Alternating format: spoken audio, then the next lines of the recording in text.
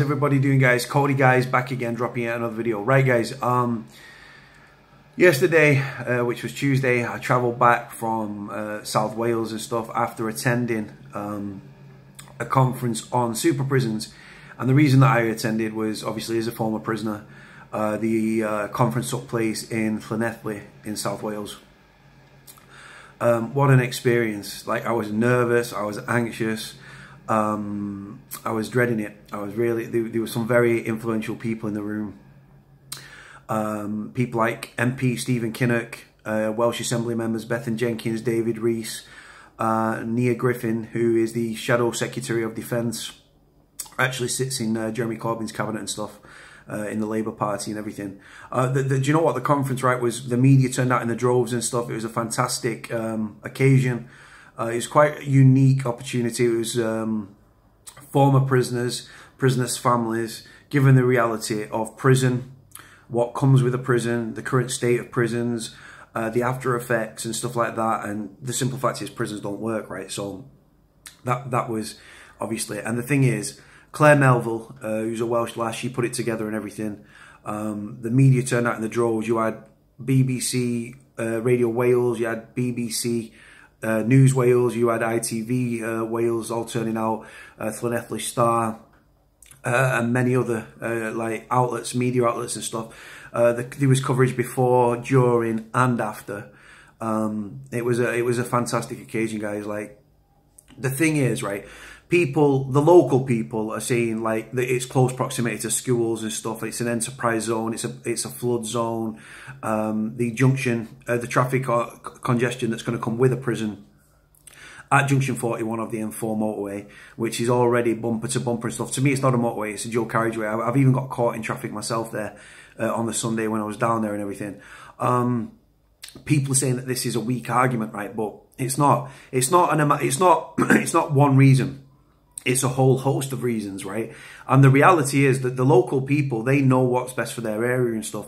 And like I say, it all comes together as one, right?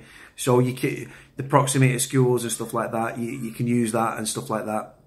The congestion is going to be a problem because obviously prisons overlap and stuff into prison visits and stuff. One will start at 1 o'clock till 2, then one will start from 1:30 till 2:30. So they're always going to overlap and stuff, right? So there's going to be a steady build up of traffic within that area. It's not going to generate jobs for the local area, because I'll tell you what's going to happen, right?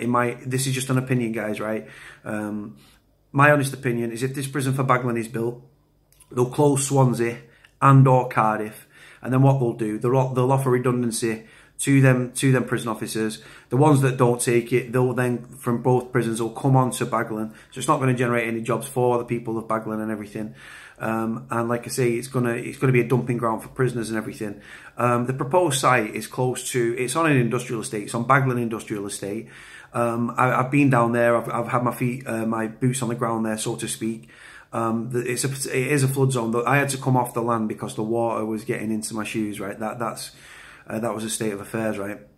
There's a local businessman that wants to buy the land. Now, who's got the best intentions for Wales and the local area? The businessman that's lived there, like, since he came from Spain, right? And already employs countless people in the Baglan and Port Talbot area, or the Ministry of Justice. They don't care about Port Talbot or Baglan. They don't care about Wales, to be honest, because money doesn't get invested into Wales from the British government and stuff. I've come across some fantastic people. This experience was, I'm so glad I went. I am so glad I went. I met some fantastic people, very passionate people, very warm, very passionate, and it's infectious as well, guys. Like I say, just good people. But the thing is, right, this prison is a bad idea, right? Like I say, people are looking at the reasons around the area, right? Like I said, the traffic, the close proximity to schools, nursing homes, housing estates, right? Now, a lot of prisons are built close to them and stuff, but they will devalue properties, because prisons are not tourist attractions. They are eyesores. And then when you look at the actual prison itself, right, what does prison entail? What comes with a prison? Well, I'll tell you, right? Record numbers of assaults, right? 26,643 incidents, right?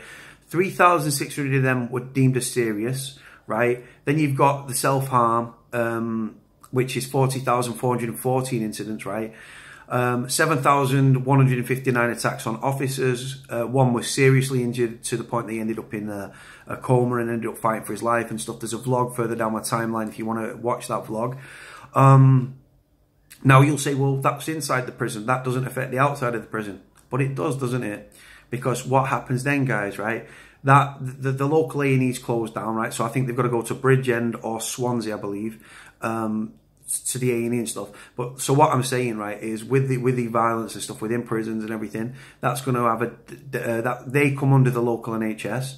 So that will then, you'll see a lot of ambulances up and down the motorway and stuff because, like I say, people overdose on a daily basis. There's been 2 deaths in the past 2 days, one at Risley and one at Hindley Prison, both apparently attributed to drug overdoses, which is tragic. Nobody should leave prison in body bags and stuff. People take drugs for many different reasons, coping mechanism, bullied into it, addiction.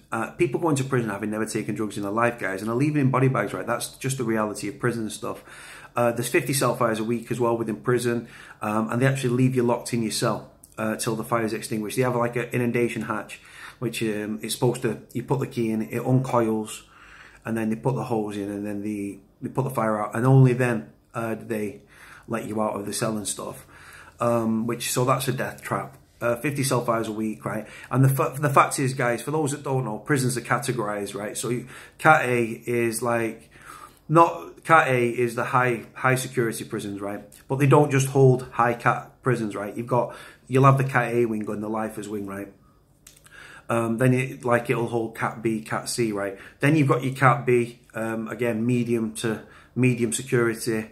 Then your Cat C, there's less security. So what I'm saying in reality is, the lower the category of prison, the lower the security is. They let 71 inmates out by accident. The Ministry of Justice let 71 inmates out by accident into the local area in the last year, right? So it's embarrassment after embarrassment for the Ministry of Justice, right? But the reality is, guys, prison doesn't work. It's counterproductive. People go to prison having never taken drugs in their life and are leaving as drug addicts or worse in body bags, right? When you're in prison, reform and rehabilitation doesn't take place, guys, right? Reform and rehabilitation and made up words so the Justice Secretary, David Liddington, the Prison and Probation Minister, Sam Geier, can wear suits and feel important while getting paid in excess of £100,000 a year. People go into prison broken and are leaving in pieces, right? Because let me tell you, right, prisoners don't want new prisons, right? A cell is still a cell. If the prison officers call a cell a room, prisoners are not stupid. They know it's a cell, right? And they're still, just because they're in a new prison, a cell is still a cell. Your liberty is still taken away from you. You're still going to have these thoughts. A lot of people in prison with mental health problems and things like that. People want to swap the mental pain for physical pain, and they slash up and stuff. I've seen people covering their own excrement, slashing up. I've seen people smash the cell up, on hallucinogenic drugs, thinking there's a fire-breathing dragon in the room and stuff. That's just the reality, guys, right? You don't want to be associated with prisons and stuff. Just over the weekend, there was a prisoner on Sunday that was on top of Cardiff, on the top of the roof of Cardiff prison and stuff, about the conditions and treatment within prisons and stuff, right? Prisons are full of death, misery and despair. There's a suicide every 3 days, guys, right? Now, that could be, don't think it won't happen to you, because eventually it will. Because like I say, if you've got somebody in the prison system, it could be them next. It's as simple as that. And like I say, with more violence taking place within prisons, the prisoners are getting out for less time, right, in the day and stuff. But violent incidents are at a record high, right? So just put that into perspective, right? Prisoners are getting out for less periods of time, but violent incidents are rocketing, right? They're at a record high. Self-harm at record high. There's 86,333 men and women in the prison system in the UK, and self-harm is 40,414 incidents in a 12-month period. Prisons should, right, the thing is as well, with fewer police on the streets, guys, right, since 1985, right, community police stations are closing down on a daily, weekly basis, right? Areas are going unpoliced and the youth are running feral, right? just look at the local, like, you just got to look at the crime statistics, right? Moped crimes going up, acid crimes on the rise, firearms, knife crime, theft, things like that. Now, obviously, I've spent time in South Wales, right? And I've seen a lot of vagrants and stuff, homeless people and stuff like that. And the drugs, there seems to be a big drug epidemic within South Wales and stuff like that, high unemployment and things like that. Now, like I say, when people leave prison, they don't always go back to their area they're from, right? Some people will just stay in the local area. They'll get released with £46, £5.20 for a bus pass, or they might even have a travel warrant to go back to their area they're from. They might sell the travel warrant to someone near the train station and just think, you know what, I've got nothing to go back to that area for. I'm going to stay in the local area, right? So then the homeless, right? If they apply for housing, they're going to come under the local area, under the local council. Because obviously when you're in prison, that's actually your address. So you've actually got, you can apply for housing in that area and stuff. But a lot of people end up living homeless and stuff in shop doorways and stuff. Like I say, a lot of people are leaving prison with addiction and stuff because drugs are used as a coping mechanism or to escape the realization of the surroundings, right? So they could then add to the homeless numbers in the area. They then come into contact with other homeless people that might take drugs. So how do you, then they've got to feed the drug habit. So what do? They resort to crime. So crime rates soar. And like I said, with fewer police on the streets, guys, right? And because prison doesn't work and rehabilitation is a made up word and reform is a made up word, reoffending costs the taxpayer, guys, £15 billion a year, right? Now, the Ministry of Justice should be throwing money into the current infrastructure of prisons. Don't build more prisons, right? Look at HMP Berwyn, guys, right? HMP Berwyn was built, it was up and running earlier this year, in the first quarter of this year, and there's no statistics coming out of the prison. It's not even half full, right? So the British government don't want to invest money into Wales, right? But then they throw one super prison on you, and now they want to build a second super prison, right? Before the first one's even got off the ground. If that prison, right, in 5 years, and the statistics released year after year showing improvement of rehabilitation and reform, right, then build another prison. But not at this site and not of the size, because smaller is better, right? But again, if you build more prisons and you've got more prison spaces, what's going to happen? You're going to fill them prisons. Now, the thing is, if they end up building Baglan prison, right, which, like I say, I want the people of Baglan to fight, and Port Talbot and Neath and Aberafon in general to fight this prison, right? I think they'll close Swansea, they'll close Cardiff. Now, look at how old them prisons are, guys, right? The land will be sold off to a property developer, golden handshakes all round. The government will make a lot of money. These property developers, once they sell these apartments, will make a lot of money. Will that money from the British government be invested back into Wales? Absolutely not. For me, honestly, justice and policing should be passed to the people of Wales. Who knows what best for Wales than the Welsh people, guys? People that were born there, these proud, passionate people of Wales. They should be able to take control of their own area, their own money, and do the prison system differently.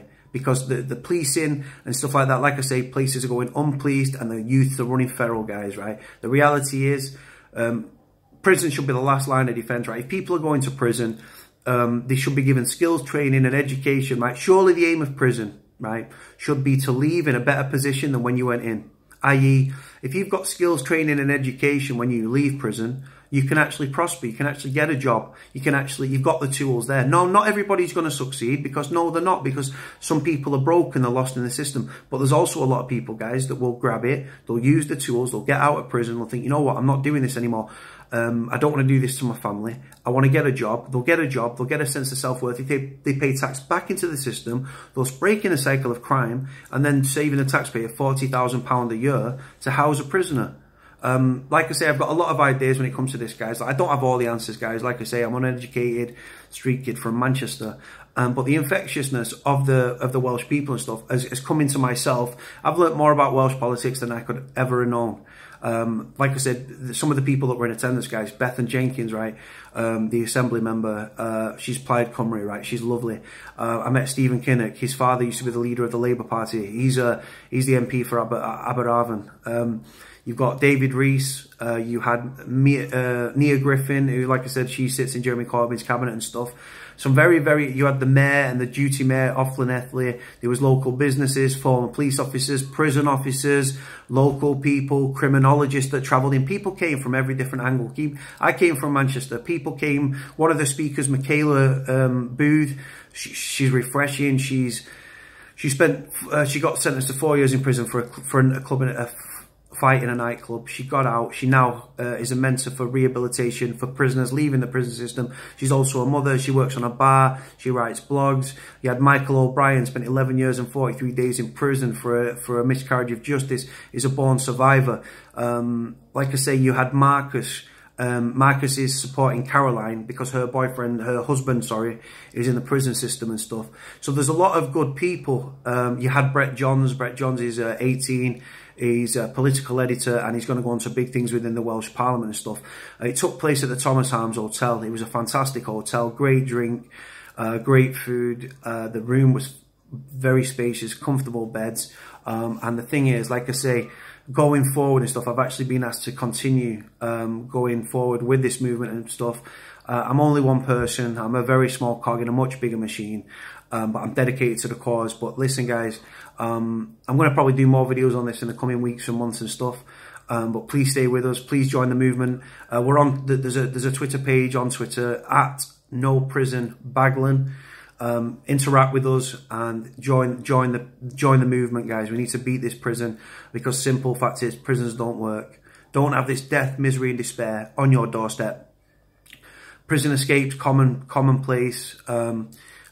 Administration errors have released 71 people in error. Because it's going to be a Category C prison, you can see local prisoners going into the local area. It could be sex offenders, rapists, paedophiles, on day release into the local area, going on the front, going near these schools and stuff. Yeah, just let's fight this, guys, with everything we've got. Thank you very much for your time. Thank you for listening, and I'll speak to you all soon. Bye.